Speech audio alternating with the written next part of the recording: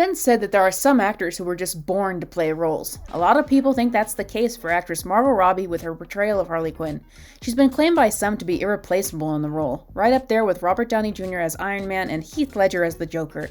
And of course, this is true. Margot Robbie's performance as Harley is some of the best acting and character writing we've seen on screen in the history of cinema. The portrayal transcends the comic book movie genre and has made people look down on the work of former acting giants like Sir Laurence Olivier and Marlon Brando with a newfound disdain. To quote Martin Scorsese, Okay. If you clicked on the thumbnail for this video, you probably already know this isn't going to be a scalingly positive critique of Margot Robbie's Harley Quinn.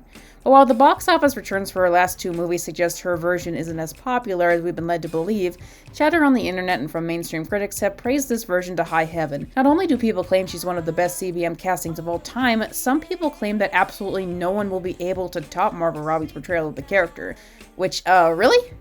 Is Margot Robbie really the peak of what this character has to offer? Did she really do for Harley what Heath Ledger did for the Joker in well-defining her character for mainstream audiences as well as creating a performance that's near impossible to recreate? Well, let's look back at the 3 movies she's had as this character and see, shall we? It actually isn't that hard of an argument to debunk. For this video, I will specifically be looking at the portrayal of the Harley Quinn character by Margot Robbie, however, not necessarily the quality of the movie she's appeared in. But before we get started, let's establish who exactly Harley Quinn was supposed to be by the time Margot was cast as her. Harley Quinn was created for Batman the Animated Series as a henchgirl for the Joker, quickly reaching the status of fan-favorite character. Harley had a unique, comedic personality with a dark and ironic sense of humor that was based on her original voice actress Arlene Sorkin and brought to life by writer Paul Dini. Despite her cheerful demeanor and various comedic outings, which could branch from solo outings to team-ups, Harley had more layers to her. She struggled with mental illness, a penchant for crime, and especially an all-consuming obsession with the Joker, who was the ultimate motivation for her being Harley Quinn. Harley would be indulged by the Joker one minute and abused by him the next, creating a vicious cycle of toxicity between the two.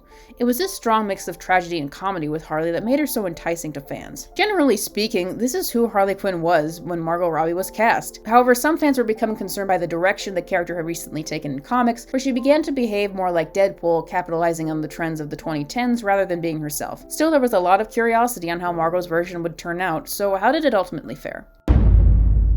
At a quick glance, Harley is a very superficial character in Suicide Squad. She's playful, insane, violent, highly sexualized, and in love with the Joker. Her writing seems to suffer from both the decisions Ayer was making in his original cut and the fact that the movie was famously put in an editing blender. Take her backstory, for example. This is just baffling to me. I have no idea why David Ayer decided to give Harley 3 origin stories to explain her insanity. First, we get implications that Harley was already a crazy person by virtue of being in love with a madman. There's something you could do for me, Doctor. Anything, yeah. I need a machine gun. A machine gun? Then we get a second implication that Harley truly went insane after being tortured by the Joker for whatever reason. The theatrical cut doesn't give one, the extended cut and OG scripts say it was retaliation for Harley mistreating him. I don't know, guys, I don't know. This whole production was a disaster. Then we get a third explanation for Harley's craziness, claiming that Joker coerced Harley to dump herself into a vat of acid to prove herself to him. David, we get that Harley is crazy. This is overkill. But while David Ayer seemed gung-ho on making sure the audience knew exactly just how messed up Harley was, the most important information we could have gotten from her backstory was left out. Not only does Harley's origin story fail to give us a good idea of who she was pre-Joker, but it also fails to explain the most important thing. Why was Harley attracted to this madman in the first place? That's a crucial thing we need to know to inform us about their relationship and her character going forward, yet it was completely left out of the movie. Throughout the rest of the film, we don't really get much development on Harley at all. We see that she's inexplicably become more sexually promiscuous, but it's never explained why. Margot Robbie defended her outfits behind the scenes, saying that Harley wore the hot pants, for example, because they were sparkly and fun, rather than to get attention from men. But again, that's never explored in the movie. She can be friendly on a whim. You're my friend, too. She can be sadistic on a whim. I need a victim, a mind to pry apart and spit in. Just leave it, mate. She's a rabbit hole. Don't fall in. Once again, these are shown at a very shallow level rather than fully explored. We know that Harley loves Joker for whatever reason, in spite of the abuse we get in glances, but the abuse was intentionally glossed over, turning them into a Bonnie and Clyde-like relationship, and even then, we only get to see that in chunks. Apparently, Harley was supposed to have some sort of equally high position as the Joker in Gotham, as the king and queen of the biggest mob in the city. But once again, we don't get to see that fleshed out in the actual movie. The only things we really know about Harley is that she's a vicious, psychotic person who wants to be back with her boyfriend, and even that part is contradicted when Harley rejects the Enchantress's temptations of having a happy life with the Joker in order to save her friends, aka the people she basically just took a walk with. As character introductions go, this is an absolute train wreck in terms of writing. It fails to give Harley a clear definition as a character beyond the most surface level stuff. And yet, performance-wise, I really enjoyed this version of Harley Quinn. I know, surprising, right? Looking at this movie from an objective perspective, Harley is a terribly written character. What really made it for me, though, was all the little moments of Margot's performance. This is definitely coming from the perspective of someone who knows who Harley Quinn is supposed to be, but I thought that Margot Robbie overall nailed Harley's personality, or what we saw of it. Her childish innocence contrasting with a dark psychosis, saying the most innocent and ironic things at the most inappropriate moments. Ooh, look at the pretty lights. Are you guys seeing this? Hey, come on. What? I saw it move. Having a soft spot for romance, picking and choosing who she's going to be loyal to, and despite having to work with the worst version of Joker ever, I thought Margot nailed the adoring facial expressions Harley gives to one of the worst serial killers in fiction. But it was even more than that. There were these brief moments of sadness in the film, like when Harley would become melancholy remembering her past. Regardless of what the final cut of the film said, they gave the impression that there was more behind Harley's crazy facade, that perhaps she had conflicting thoughts on how far she had let herself fall for the Joker. You ever been in love? Nah. Bullshit. Kind of pain was shown. Normals is setting on the dryer. People like us, we don't get normal. Even moments revealing Harley's ultimate goal of wanting a normal, stable life with a cured Joker tease more layers behind the madness. I know that some people can't seem to identify this version as anything more than a Hot Topic outfit, but I think that Margot Robbie's portrayal somehow captured the original and electric personality combination that had always made the character successful with fans. I think that was a huge part of the reason she was so well received. I remember thinking that Margot Robbie was probably the second best casting choice for the character that we'd ever had, standing only below her original voice actress. If she had only been given better material to work with for her first movie. I also remember thinking that DC better strike the iron when it's hot and give Harley a new appearance that actually fleshed her character out. One that would give people reason to be invested in her, because you can't just go off of a quirky vibe and flashy aesthetic forever. Would DC eventually make a movie that salvaged this version of Harley? Let's go home. Psych! The Joker and I broke up. Yeah, 4 years after Suicide Squad, we finally got the much-teased Harley Quinn spin-off movie that was for some reason titled Birds of Prey and the Fantabulous Emancipation of One Harley Quinn. The absolute worst title I've ever heard for a comic book movie, period, and possibly the first time a title has convinced me that a movie was DOA. The very concept of this movie and its execution of the characters has so many problems I didn't even know where to start. First of all, something a lot of people don't seem to realize is this is quite literally Margot Robbie's movie. Margot Robbie is one of those few actors who actually works as a lead producer at her own production company and takes charge of the financial and creative processes in those films. She's even been interviewed multiple times complaining she doesn't get much credit for that. So you understand, Birds of Prey is very much her movie. She pitched the film back in 2016 with it being reported as a Harley Quinn solo movie in development. She hired one of her screenwriter friends to help her come up with the ideas for the film and ultimately wrote the script, which they admit to have come up with while being slightly buzzed on alcohol. And Margot ultimately hired former journalist Kathy Ann to direct the film, despite her only having one directing credit under her belt that wasn't even for a feature film. So with a little background of the film in mind, let's discuss how it handles Harley. Remember how what little we understood about Harley in the first film was that she's a psychotic villain in love with another psychotic villain who dresses in revealing outfits? Well, the very premise of this movie decides to do a 180 to that. After the Joker spent the entirety of Suicide Squad trying to save Harley multiple times, this movie opens with him literally kicking her out of the house and never talking to her again. Like, again, literally. The Joker doesn't personally appear in this movie at all, not even in a flashback. Then Harley, whose apparent ultimate desire in life according to SS was to live a normal life with the Joker, apparently is over the breakup in 5 minutes, after making some silly crying faces. But I want to highlight that last part. Remember the little bits of depth I noted in Harley from the first movie? The fact that she had been a somewhat normal person with a successful career before having her life destroyed by the Joker? The idea that she wanted some normalcy deep down inside, even if she still struggled with that obsession? All that's gone. You'd think the first question this movie would ask would be, how does it affect Harley that the man she literally destroyed her life for just tossed her to the streets just like that? It should absolutely devastate her and be the source of depth and gravitas in an otherwise fun movie. You know, it's the tragedy and comedy that the character's always supposed to have had. Instead, we get some fake crying faces right before Harley moves on, continuing to be the exact same selfish, destructive, crazy person she was with the Joker. We don't get an explanation if she regrets what she has become or if she just wants to be this way for whatever reason, because this movie is apparently allergic to actual character development. There's a total of 2 brief references to Harley being a psychiatrist that the movie doesn't really get deeper into, and all of this is in direct contrast to the implication we got in the first SS. It's like Margot Robbie, Christina Hodson, and co. absolutely wanted to steer Harley clear of being an actual layered character for fear it would take away from the fun of the movie. And that's gotta be successful, right? I mean, Harley's quirky personality is what sold people in the first movie, wasn't it? I want people to take notice of something here that I'm sure most people didn't. Margot is playing Harley's personality in a very different way in this movie compared with the first one. The first Harley, I'll say again, had a childish innocence to her, combined with some lightly implied depth. Her style of humor revolved around acting in the most bright, poppy manner in the midst of the worst situations. That's the ironic humor of the traditional version of the character. In Bop, though, Margot has opted for a gross adrenaline junkie whose style of humor revolves around just being random and stupid. The stupid ongoing egg sandwich joke is a perfect example of that. You killed my sandwich! This version of the character is not at all based on BTAS. It's based off of the new Deadpoolized version everyone desperately didn't want the movie version to become. Another comparison for what's happened here is that Harley Quinn is meant to be an original character, but here she's just Tank Girl. Margot even made her voice more nasally to sound more like Tank Girl. Won't fit anymore? Too much junk in the trunk? They say, if you want to tell a story right, you gotta start at the beginning. Got you. But that's not the personality that electrified audiences in the first movie, so relying completely on that persona to sell a film was the worst of ideas. But believe it or not, the flaws of Harley's characterization don't even stop there. Also, before we move on, Harley is out of the sexy Hot Topic outfits that she was wearing in the first movie, instead with some Walmart trash looking outfits. Seriously, what is Harley wearing in this movie? What is this bird outfit? This gold overalls, you know.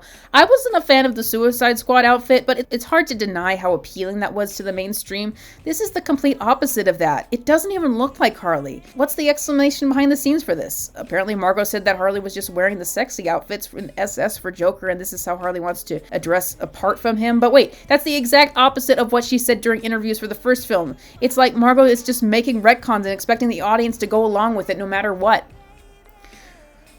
But anyway, let's go back to the writing, because we're not done with the awfulness yet. Harley's actual conflict in the movie is that with Joker out of the way, a bunch of people are now coming after her out of revenge for all the people she's hurt, maimed, or killed. Yes, ladies and gentlemen, this is the protagonist we are supposed to root for. It would be different if Harley showed any remorse for her crimes against these people, but no, she doesn't. Harley is in fact a completely inactive protagonist in this movie, while all of her behavior is merely a reaction to what someone else is doing. That's including the stuff pertaining to the breakup aspect of the movie. I want people to notice that in this movie, Joker is the one who breaks up with Harley, not the other way around. Harley never wanted to leave him, and her big catharsis comes from letting go of the breakup just to show up some of her friends who were talking bad about her. But since the movie doesn't even want the Joker to appear, this is never even challenged. And since Harley behaves the exact same way we're meant to believe she was with Joker, it unintentionally makes her seem like one of Joker's wind-up toys he just disregarded. Ironically, despite this movie wanting to show Harley is more without the Joker, it wound up doing the opposite. But I'm sure the filmmakers behind the scenes didn't realize that. I have to say though, what's this idea that literally everyone in Gotham would know that Joker and Harley are done just because Harley blew up Ace Chemicals and then come after her? Like it's common knowledge that that's the most important place for them? Are Joker and Harley that well known, like a celebrity couple? This movie is relying on context of a version of Joker and Harley we never got to see play out on screen. I'm sure Margot knew the context of the relationship because she was literally behind the scenes, but the actual audience doesn't. It's like every decision made with this movie was without the audience in mind. But hey, perhaps building Harley up as an actual well-written character we can root for isn't the point. The real purpose of the film is to explore Harley with a girl gang, at least that's what all the promotions said. And with that apparent goal in mind of giving Harley a girl gang, it's interesting to watch the final product of the film not do that at all either. Harley's only connection to Renee Montoya is that Renee wants to put her in jail. Harley's only connection to Black Canary is that Canary saved her when Harley was too drunk to really understand. Canary doesn't even seem to like Harley. Harley's relationship with Huntress is non-existent. The only character Harley forms any kind of relationship with is Cassandra Cain, the most comic book accurate portrayal of a character ever not. She spends an afternoon with her, and I guess the fact that Harley likes the kid is where we're supposed to find sympathy with her? That is until Harley gives her up to a crazy evil mob boss just so Harley can save her own neck. This would be an obvious opening to have Harley finally do something selfless, to have her go back on her bad decision and rescue Cassandra Cain.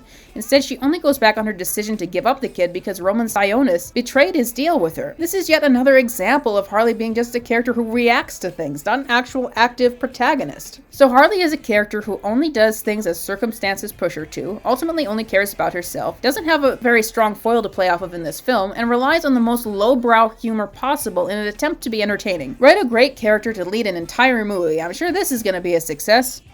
Well, I guess I've covered everything now except for the villain of the movie, which is also pretty baffling. The villain of the film is another character who is very unlike their comic book counterpart, Roman Sionis, aka Black Mask. In the comics, Roman goes by the name Black Mask and is known to be one of the most serious and violent villains in comics. In this movie, he's for some reason reimagined as a flamboyant, silly character who offers Harley protection if she...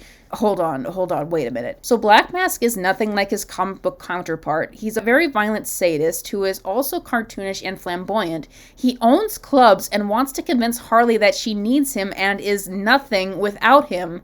Ladies and gentlemen, why isn't this character the Joker? People really, really respond to the fact that she loves a madman, which was very confusing to me and I couldn't understand. I literally pitched this right after going to Comic-Con. I went to Comic-Con, we were halfway through shooting Suicide Squad, and I was definitely taken aback by how much enthusiasm there was for Harley. I was like, whoa. I was like, I think there's gonna be a bit of heat around this character and the studio might want me to play her again. And if that's the case, then I'd like it to kind of be on my terms. Hey guys. I don't want to be put, I don't, but I also don't want her. I don't want the character put in a situation that doesn't really behoove her. I thought, okay, everyone's going to want to see Harley and Joker. What I really want to see is a girl gang film. Yeah, I've read a lot of interviews with Margot Robbie on the creation of this movie, and one thing that remains pretty consistent with her is that she really doesn't seem to like the relationship between Harley and Joker. True, you'll find a couple interviews of her out there where she makes it sound like she supports the relationship, but that was mainly for the promotion of SS when she had to. It's far more consistent through her words and actions that she wasn't comfortable doing the Joker and Harley relationship on screen. In fact, she admitted that's a huge reason for her lobbying to do Birds of Prey. She admitted during the pitching of this movie, the executives asked her how much Joker would be in the film, and she said none at all. Now, some people who know this information as I do have wondered if it's really that Margot Robbie hates the Joker and Harley relationship so much, or if she just wanted an excuse not to work with Jared Leto again. He's an entertainer known for his creepy behavior behind the scenes. And also, for my part, I understand the dilemma of not wanting to work with such a horrible Joker again, Jared Leto or not. With what I've read behind the scenes, David Ayer had some exceptionally gross stuff in mind for the Joker-Harley relationship, even more so than usual, so it may be understandable that Margot wouldn't want to go back to that. But even if that's the case, NDAs in Hollywood are way too strict now for Margot to ever admit that publicly. In any case, it seems to me that the main motivation for making the BOP movie was for Margot to take control of the character and remove aspects she didn't like about her. I mean, in addition to her not liking the Joker stuff, Margot said she didn't like her sexualized bombshell image that she was getting in media after her role in Wolf of Wall Street. So you can see how that influenced her costume choice. But what is the result of that? Harley is broken up off-screen from the Joker. All the depth and character development Harley is supposed to have is gone. What we are left with is an annoying tank girl ripoff without a solid history and absolutely no motivation to speak of going forward. At this point, I had lost all hope of this version of Harley Quinn. Her origin had been botched, her development with the Joker was completely skipped over, and she was now in a universe without Batman, Joker, or Poison Ivy, any of the characters that usually make up her story. What could James Gunn possibly do to rectify this already destroyed character? Well, he didn't really do anything. Don't get me wrong, I appreciate James Gunn bringing back Harley's traditional red and black colors. Only took us 3 movies to get an accurate design for her character. Of course, she shouldn't be dressing up in clown theme anymore since she's over the Joker, but I'm not going to argue about that here. The actual story that her character is given, if you could call it that, is really garbage. For whatever reason, James Gunn chose to have Harley split from the rest of the squad in her own B-plot that is almost completely unconnected and inconsequential to the rest of the movie. Harley's story is that she essentially gets taken to a foreign country by an admirer who she hooks up with, then kills, then goes on a big battle to escape, defeating hordes of enemies that are too stupid to even use their guns before fading back into the rest of the team for the final battle. What baffles me the most about Harley getting such a shallow plot for the third time in a row is how James Gunn kept saying he loves Harley and he was most excited to work with her out of all the characters he was given to handle. He claims to be a fan of the OG BTAS version by Paul Dini, but he has also read 90% of everything HQ has ever been in. As a result, his Harley has moments where her personality feels similar to the classic BTAS version I'm looking for, and other moments that she seems more like Tank Girl, like Birds of Prey in those comics. That's especially when it comes to the crude humor of the character a la James Gunn, and the scene where she hooks up with a random guy she just met and shoots him seconds later for red flags. It might not sound that way to somebody who doesn't know the history of the character, but I couldn't help but be reminded of the era in Harley's media where DC writers were sexualizing her so much that they were making her hook up with everyone and everything in DC Comics at random. I thought we had moved past that era, but it appears James Gunn wanted to go back to it. Regardless of that, though, TSS version of Harley is still a different version from the last two movie appearances of Margot's Harley. We have the SS 2016 version, which at its core is the closest to BTAS Harley, who's incredibly sexualized and uses it to advantage, and is teased to have a little more depth. We have the Bop Harley, who is closest to the Deadpoolized version from the comics, and doesn't really read as an overly sexual character at all, and is completely brain dead and inactive as a protagonist. Then we have the Suicide Squad version, who is a combination of different versions of Harley's character, still seems pretty stupid, and is apparently ready to hook up with anybody she meets because she's hot, and apparently has a ton of plot armor, able to kill hordes of goons as if she's Batman. Seriously, I don't really get this scene. I mean, I guess if it was in a better movie, I could get behind it, but Harley's never really been defined by being such an amazing fighter, so I don't know why this was one of the #1 things James Gunn wanted to have done. There's only one moment in the entire film that even tries to give Harley any depth. It's when Harley reveals that she and the Joker had some sort of confrontation between them in a movie that we once again never actually get to see on screen. Wow, it's almost like Harley's toxic relationship with Joker is what gives her depth, and getting rid of it when we never actually got to see it explored was a bad idea. But what surprised me when I saw the character's story in TSS is, despite me thinking that there was nothing else to do with her, I see now that there absolutely was. Why wasn't Harley kept with the rest of the Suicide Squad and her character allowed to develop there? I know Harley claimed to have a friendship with Rick Flag, and that kind of came out of nowhere, but there was a connection we could have been furthered to bring out some more depth in her, or at the very least, give her more relevance to the story. In the movie, James Gunn does a great job of taking F-list comic book characters that didn't have any actual story or dimension to them and giving them a source of sympathy and depth. Heck, it's what the guy is known for doing in his career as a comic book movie director. But that just makes me wonder why Harley, the one character in this who actually is supposed to have depth, is given none by James Gunn. Now that I'm getting to my conclusion, I want to talk about Margot Robbie as an actress. Normally, I would say that, apart from my disdain for her version or versions of Harley Quinn, I think that Margot Robbie is an incredible actress. However, my opinion has recently changed on that too. I've seen a lot of Margot Robbie's various movies and performances at this point, and I've noticed while she definitely is better at emoting than, say, The Rock, she tends to play the same character in every movie. She plays what I would best describe as the ostentatious, slightly crazy girl with a Brooklyn accent and maybe a hint of innocence. Even in movies where she's not supposed to be playing that type of character, Margot's signature quirky personality seems to always come out. That's not necessarily a bad thing. There's a lot of very successful actors out there who essentially get successful playing themselves or doing the same thing over and over again. In Margot's case, though, maybe it sticks out like a sore thumb to me, given the fact that she plays so many characters that are supposed to be different, but they end up being the same thing. What we've gotten from her version of Harley are essentially 3 different visions for the same character, all relying on Margot doing her quirky persona, none of which actually developing the character and giving audience a defining sense of what she's supposed to be about, apart from the quirky persona. So when you say, yes, the movies have been terrible, but at least Margot's portrayal has been amazing, what is she portraying exactly? She's had 3 outings as this character, and I still don't know anything about who this version of Harley is supposed to be, other than she's quirky and has relationships issues with the Joker, which we never actually get to see play out on screen. Some might say that the quirky persona is all Harley's supposed to be, but that's not true. Harley's character has been unraveling for years, becoming more and more hollow and directionless, revolving on a vibe and aesthetic more than anything else. I see Margot's portrayal as something that only escalated that. Over the years, we've gotten plenty of superhero movie castings that people agree were perfect for the role, just given bad material, but it's rare that we have an actor go out of their way to change a major character mid-movie series just so they're more to the actor's liking. Margot Robbie is not a case where you can say that she was the right actor, but just screwed over by the writing. She made her own choices with the writing. As of the recording of this video, James Gunn has become the new co-CEO of DC Studios. He's getting rid of a lot of actors, but a lot of people think he'll keep Margot Robbie given how much he said he loves her portrayal of Harley. The thought of that couldn't be more disheartening to me. I'm well moved past my original stance of wanting to keep Margot Robbie in the hope that she will one day get the right movie to play the character in. I'd much rather take a risk on a new actress. And despite what people say, there are plenty of actresses, perhaps even more talented than Margot Robbie, who could do an amazing job at this character. One that isn't bogged down by the bad writing decisions of Suicide Squad. One that can appear with a Joker who isn't Jared Leto.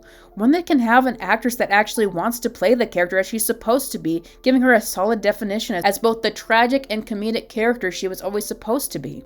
I'd much rather we finally have that and finally have Harley be a whole character again that everyone could understand and get behind rather than holding on to a fundamentally broken version. Here I am wondering when we are ever going to be emancipated from Margot Robbie's Harley Quinn.